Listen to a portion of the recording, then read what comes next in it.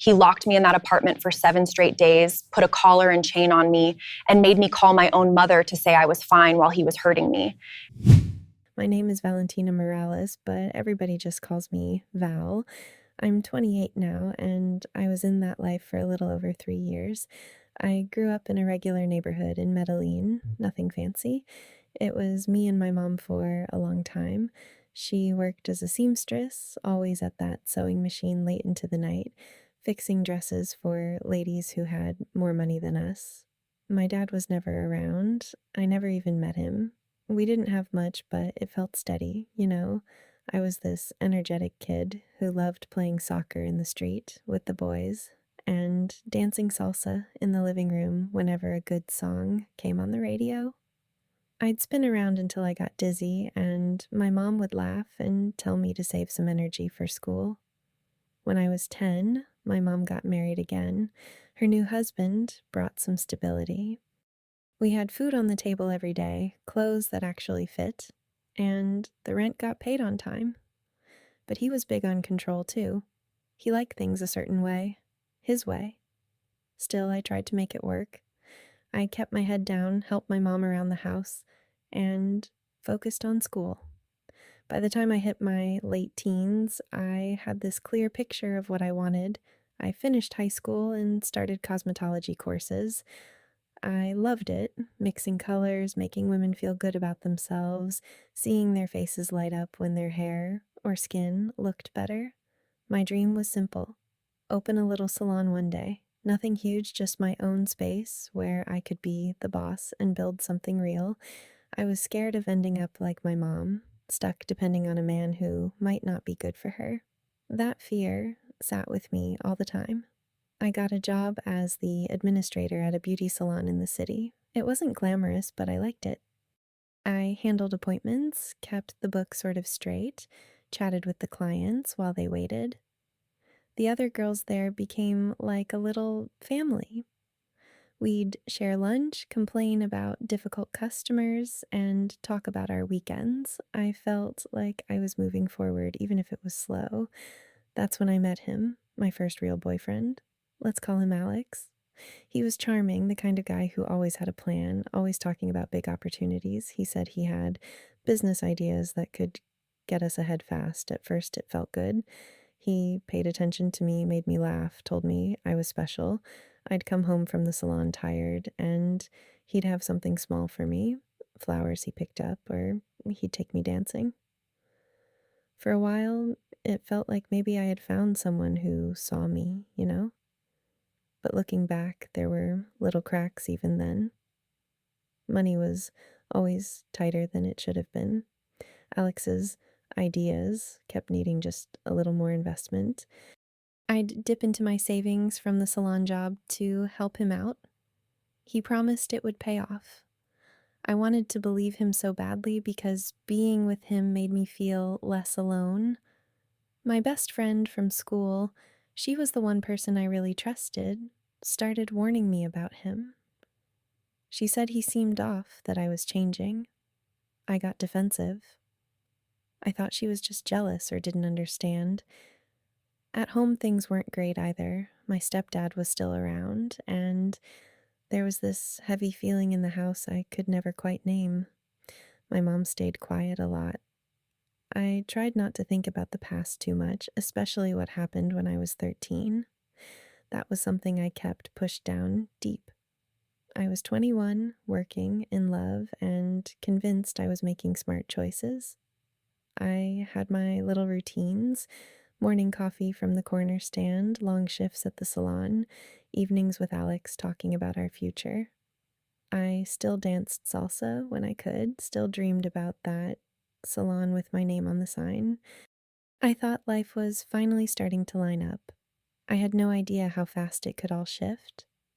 Things didn't fall apart all at once. It was more like little pieces starting to chip away, one by one, until I couldn't pretend everything was fine anymore. At the salon, hours got longer, but pay stayed the same. Some months, the air conditioning broke, and we'd be sweating through appointments, clients complaining the whole time. I'd stay late trying to balance the books and still feel like I was barely keeping my head above water. Then Alex would come home with another one of his big ideas. This new venture, that quick flip. At first, I wanted to believe it. He'd talk so excited, like this was finally our break. I'd give him what I could from my paycheck. Pretty soon, my savings were gone. The money I was putting away for cosmetology certification, that disappeared too. When I'd ask about it, he'd get frustrated, say I didn't trust him, that I was stressing over nothing. We'd argue in the little apartment we started sharing, not big screaming fights at first, just these tense conversations that left me feeling sick to my stomach afterward. I'd lie awake wondering how we were going to cover rent. Then the unexpected bills started hitting. My mom's health wasn't great, and she needed some medicine 1 month. Alex said he'd handle it, but somehow that money never showed up either. I ended up borrowing from a coworker, promising I'd pay her back next payday. That was the first time I felt real shame about it. I hated asking. My best friend from school, the one I used to tell everything to, started pulling away. She told me straight up one day that Alex was bad news, that I was losing myself trying to make his dreams work. I got so defensive. I said she didn't understand, that we were building something together. After that conversation, things got cold between us. She'd text less, make excuses when I wanted to meet up. That hurt more than I let on. She was supposed to be my person, you know? At home with my mom and stepdad, the tension never really left. I'd visit and feel this heavy vibe, like everyone was avoiding talking about real stuff. My stepdad would make these little comments about how I should be grateful for what I had, how life wasn't easy for anyone. It brought back memories I didn't want. I'd leave those visits feeling drained and angry at myself for even going. Work started suffering. I was exhausted all the time, making small mistakes with appointments, forgetting to follow up with clients. My boss noticed. She pulled me aside one day, not mean but concerned, said I seemed distracted. That conversation scared me because I needed that job. It was my one stable thing. Alex kept promising the next deal would fix everything. He'd come home with little gifts, act sweet for a few days, and I'd convince myself it was temporary. But the debt was growing. I started skipping meals to stretch my money further. I'd tell myself it was fine, that lots of people go through hard times. I was still only 21. I thought if I just worked harder, loved him better, kept believing, it would turn around. I remember one night sitting on the edge of the bed after another argument, staring at my phone with all these unpaid notifications. My hands were shaking a little. I felt this quiet panic starting to settle in my chest, like I was losing control and didn't know how to get it back. I was scared of becoming exactly what I swore I wouldn't, dependent and stuck, but I still didn't see any other way out. Not yet. The pressure kept building until I felt like I was drowning. Rent was 2 weeks late. The salon cut my hours because business was slow. Alex's latest deal had fallen through again, and instead of fixing things, it left us with even more debt. I was staring at my phone one night, looking at messages from the landlord and that coworker I still owed money to. My stomach was in knots. I tried everything I could think of first. I asked my boss for an advance. She looked sorry, but said no. The owner was strict about that. I thought about going back to my mom, but the idea made me feel sick. I didn't want to drag her into my mess, and deep down I knew my stepdad would make me regret it. I even swallowed my pride and called my old best friend. She picked up, but the conversation was short and awkward. She said she couldn't help financially and sounded like she was done with my excuses. That one stung bad. For days I kept telling myself something would turn up. I skipped more meals, walked instead of taking the bus, anything to stretch what little I had. Alex watched me stressing, and at first he was quiet. Then he started talking about this guy he knew. A rich client, someone who paid well for company. Just dinner, maybe some conversation. Nothing more. He said it could solve our problems in one night. I shut that down immediately. Are you crazy? I told him. I was angry, hurt. How could he even suggest that? I stormed out of the room, cried in the bathroom for a while, then came back and said, no way. I wasn't that kind of girl. I had plans. I had self-respect. But the next day, the landlord left a note on the door. Alex got quiet and distant. He stopped making promises and just looked at me with these sad eyes, saying he felt like a failure for not taking care of me. That hit me somewhere deep. I loved him. I really did. And part of me felt guilty for putting us in this spot too, for believing in his ideas for so long. I tried one more time to find another way. I spent a whole afternoon walking around the city, asking other salons if they needed extra help. Nothing. I came home exhausted, feet hurting, and the power company had left a warning slip. That night I barely slept. I kept thinking about my mom working herself to death at that sewing machine, depending on a man who controlled everything. I didn't want that life. But I also didn't want to be on the street, losing the little I had built. Alex brought it up again a couple days later, softer this time. Just one time, Val. One night, and we're caught up. You don't even have to do anything you don't want.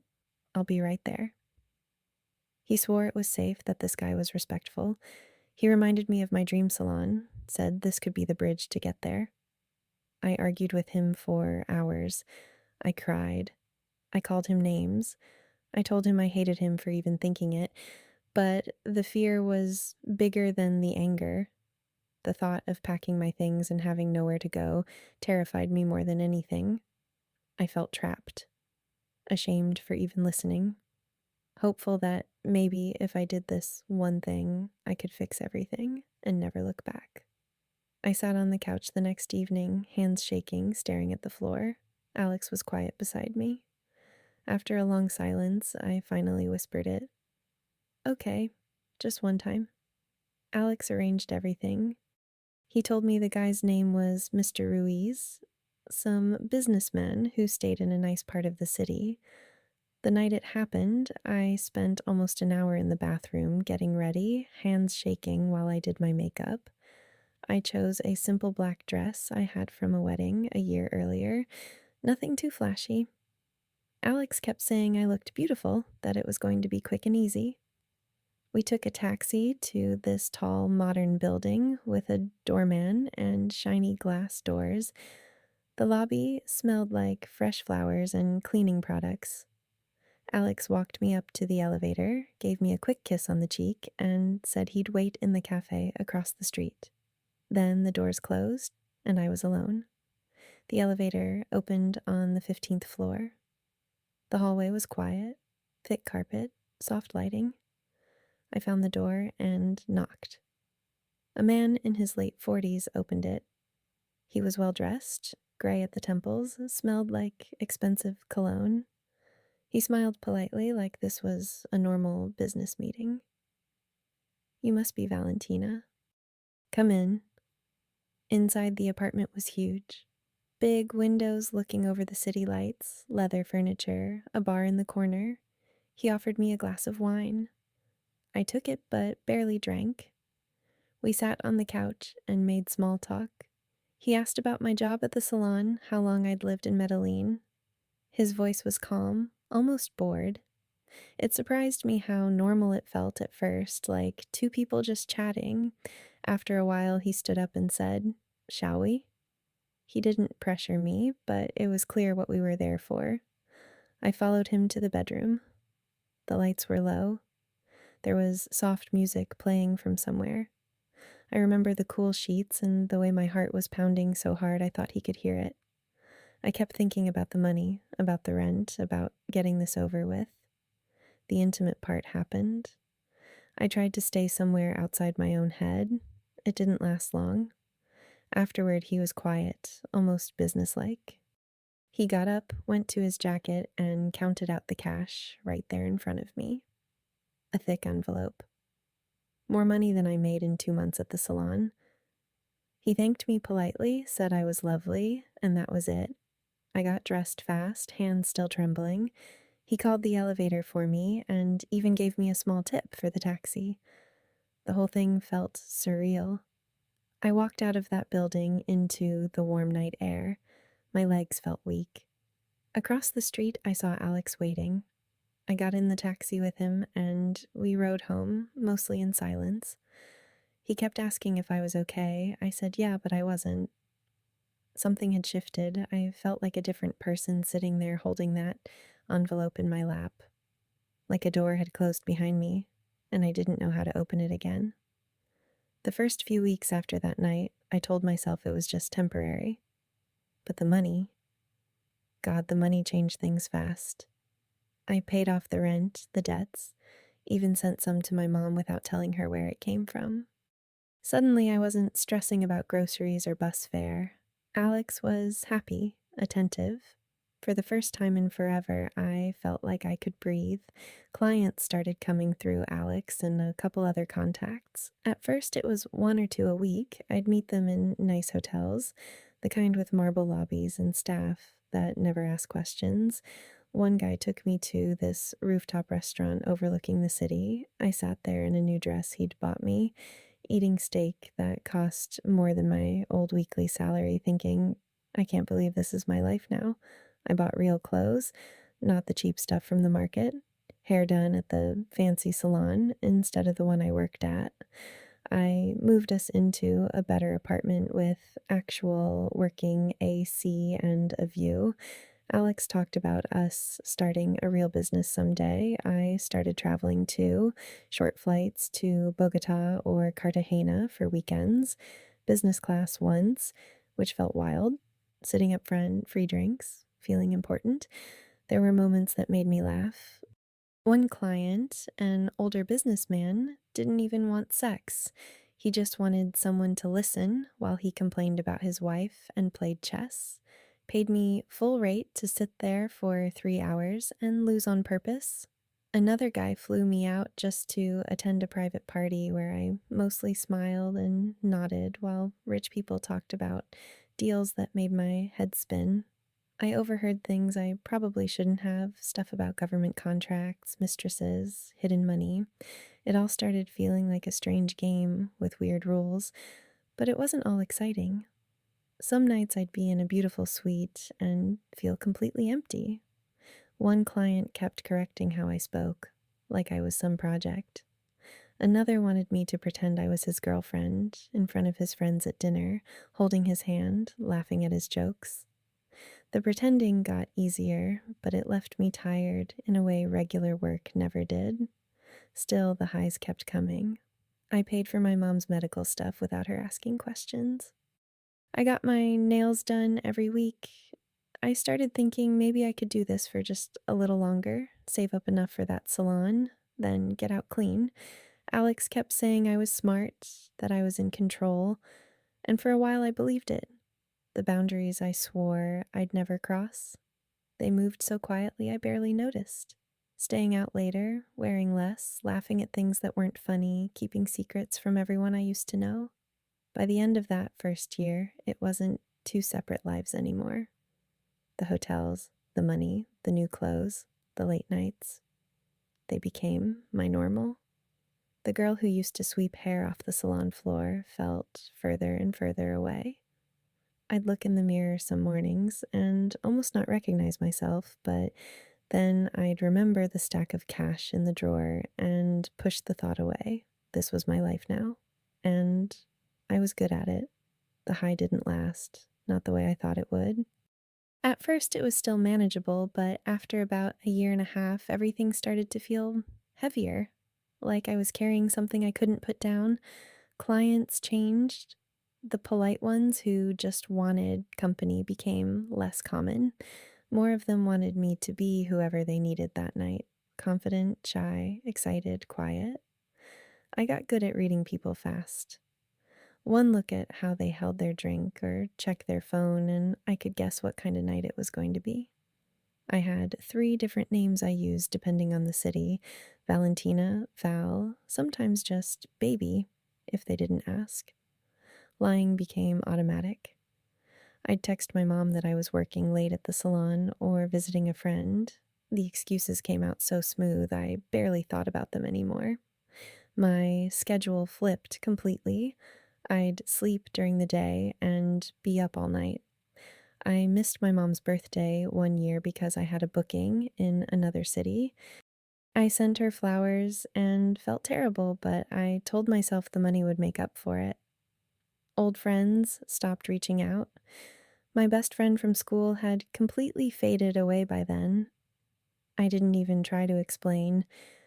What was I supposed to say? There was this one client who started showing up more and more. Let's call him Carlos. He paid really well, and Alex pushed me to see him regularly. At first, he seemed okay. Nice suits took me to good places, but he liked control. He'd tell me exactly what to wear, how to do my hair, what to say when we were out. Small things at first. Then he started texting me at all hours, expecting me to answer right away. If I didn't, he'd get cold, and the next meeting would feel like a test. I remember one night in a luxury hotel downtown. He had me stand by the window for almost 20 minutes while he just watched me without saying anything. No touching, just staring. It felt weird, but I stayed quiet and smiled when he finally spoke.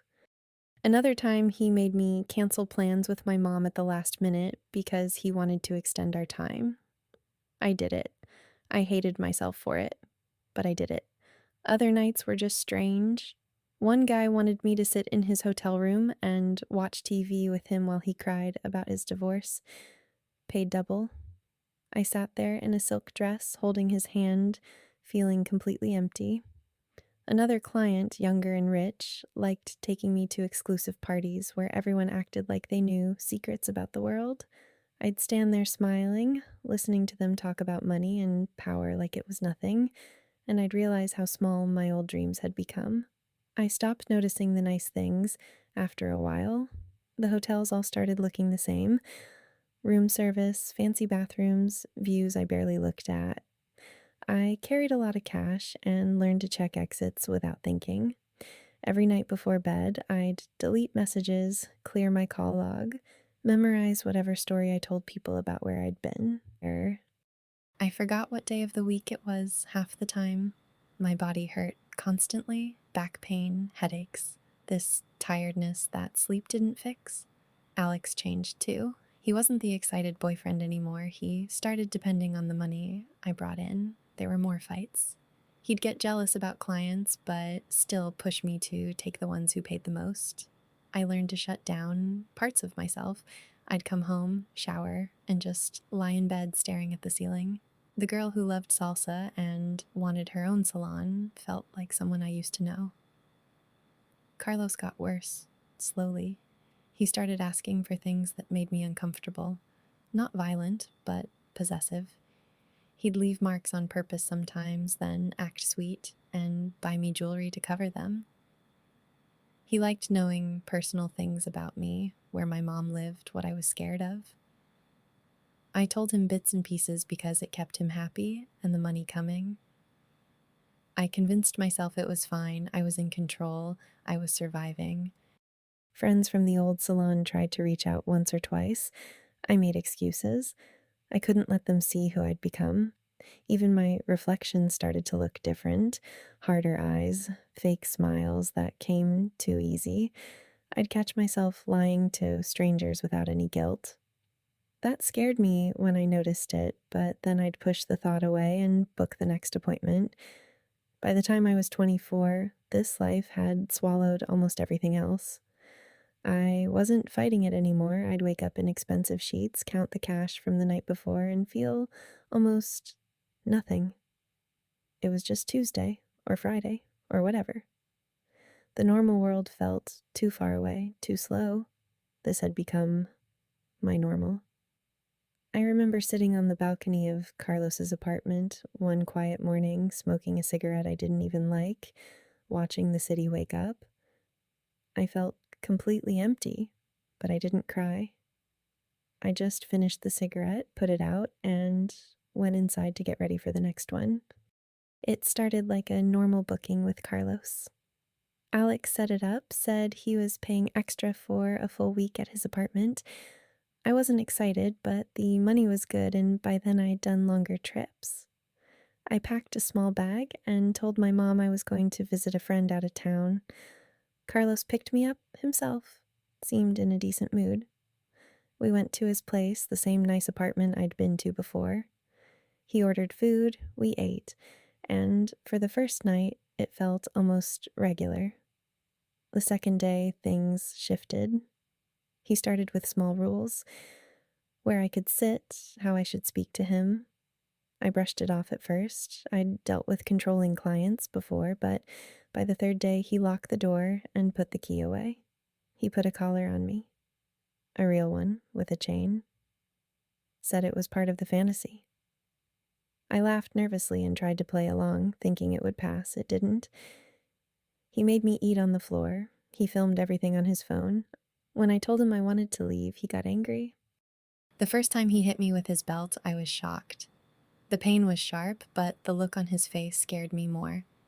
He said I agreed to this, that I belonged to him for the week. I tried to stay calm, thinking if I just went along, he'd get tired of it. I was wrong. The days blurred. I lost track of time. He'd make me call my mom while he was right there. I had to tell her I was fine, that everything was great, while he did what he wanted. My voice sounded fake even to me. She asked if I was okay, and I said yes. Hanging up those calls destroyed something in me. I started begging him for something to numb it. Anything. He gave me pills, then other stuff. I took them. I didn't care anymore. One afternoon, I broke down crying, begging him to let me go. He got furious. The beating was bad. I curled up on the floor while he yelled. That's when I heard banging on the door, a man's voice shouting, asking if everything was all right. It was the neighbor, a regular middle-aged guy I'd seen in the hallway before. Carlos told him to mind his own business, but the banging continued. I screamed. I don't even remember what I said, just that I screamed. The neighbor called the police. They came. Carlos tried to act normal at first, but they took one look at me and things moved fast. They got me out of there. I was shaking, barely able to stand. The neighbor stood in the hallway looking shocked, but didn't say much. He just nodded when the officers thanked him. I never even learned his name. They took me to the station. I sat there, wrapped in a blanket, answering questions in a voice that didn't sound like mine. Alex called me nonstop, but I didn't answer. The outside world kept moving. People walking by, cars on the street, normal life like nothing had happened. I realized right then that I couldn't go back. Not even one more night. Not for any amount of money. That week had taken whatever was left of me. I knew I had to get out. For real this time. Getting out wasn't one big decision and then everything got better. It was messy, scary, and took way longer than I thought. After the police got me out of Carlos's apartment, I stayed with a distant cousin for a few weeks. I was paranoid. Every time my phone buzzed, I jumped. Alex kept calling and texting, first acting worried, then angry, then offering money to come back. I changed my number. I blocked everyone connected to that world. But it wasn't that simple. Some clients had my old contact. One guy showed up at my cousin's building asking questions. That's when I knew I had to leave Medellín for a bit. I moved to a smaller town for almost 6 months, took a job cleaning rooms in a cheap hotel. The pay was terrible and my body was still wrecked from everything. I had nightmares almost every night. I'd wake up thinking I was still locked in that apartment, hearing the sound of that chain. Panic attacks would hit me out of nowhere. At the store, on the bus, in the middle of mopping a floor. I felt so ashamed. I didn't tell anyone what really happened. I just said I'd been through a bad breakup. I tried to leave and go back more than once. The first time I lasted 4 days before the fear and the emptiness made me pick up the phone. I didn't go through with it, but I came close. The pull was still there. The money, the feeling of being wanted, even if it was fake. It took me almost a year and a half of starting over, falling down, and getting back up before I finally cut every last tie. Coming back to Medellín was hard. I got a job at a small animal shelter. It's nothing glamorous. I clean kennels, walk the dogs, feed them, and try to find them homes. The dogs don't care about my past, they just want love and food. Some days that's the only thing that keeps me going. I got a tattoo on my wrist to cover some of the scars. It's simple, a small flower. Every time I look at it, I remember I'm still here. I still don't talk to my mom about what really happened. She knows something bad went down, but not the details. My ex? I haven't seen Alex since that week. I heard he moved on to other girls. I can't forgive him. Not even a little. He was supposed to love me, and he sold me like I was nothing. That betrayal sits in my chest even now. Trusting people is still hard. I don't have many friends. Dating. I tried once and froze up so bad I haven't tried again. Some nights I still feel like that girl on the chain, waiting for the next bad thing. Therapy helped a little, but it's slow, really slow. I have days where I feel almost normal, laughing at a silly dog video or enjoying a quiet morning with coffee. Then other days, the shame comes back heavy and I just want to disappear. I'm 28 now. I live in a tiny apartment near the shelter. I work with the animals, pay my bills, and try not to think too much about the past. But it's always there, just under the surface. I still can't forgive myself for believing him, for thinking that was love. If you're listening to this, I want you to know something.